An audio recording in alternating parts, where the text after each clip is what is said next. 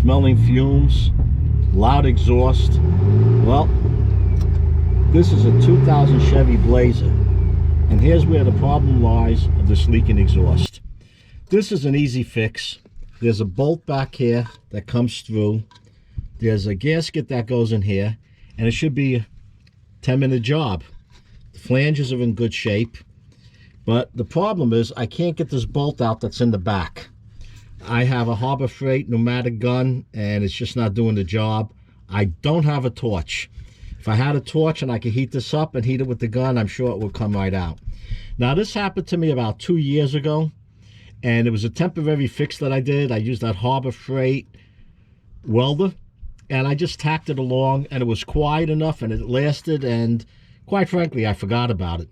Well, the other day I was hauling some wood, and the terrain was kind of rough, up and down, and I heard the noise, and it finally gave. But for the few tacks that I put on it all around, I'm surprised it held that long.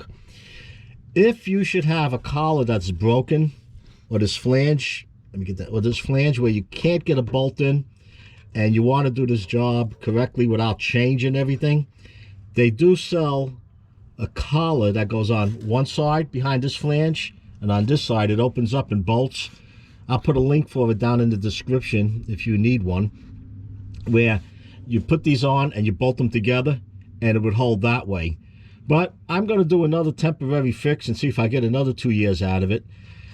I'm just going to clean this all up, and then I'm going to weld the best I could around here. I'll do a little bit more than the tack welding I did the last time, and it was quiet enough. It wasn't making any noise without the gasket.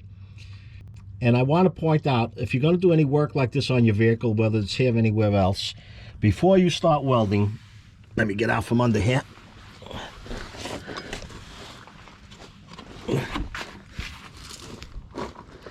I don't fit under the vehicles as well as I used to.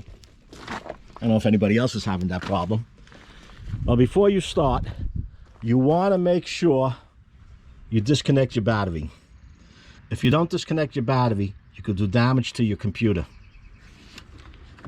And anybody new to this, when you're disconnecting the battery, take off the negative first, then the positive. On this, you could just take off the negative, but I go a little extra. I want to make sure, and also I want to clean these terminals up a little bit.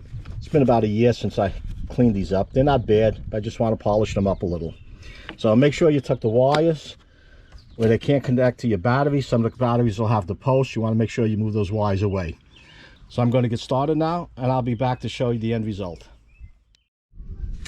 All right, I'm done having fun under here, and the reason I cleaned this up was to get a good ground for the welder. That has nothing to do with the weld. And again, guys, this is not a welding video, so I know about the popcorn look and everything else under here, but this is just to hold this together. Now it's together, this isn't coming off. I'm gonna have fun when I have to change this muffler, but for now, this isn't going anywhere. Let's get inside, start this thing up, and see how it sounds.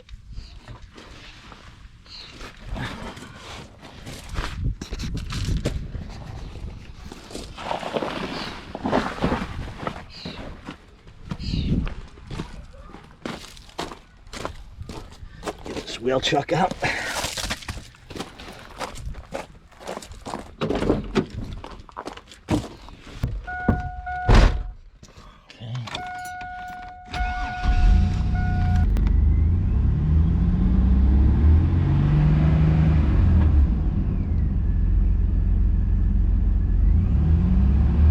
That's a lot quieter, and I don't have to worry about that muffler falling off. Get this off the ramps.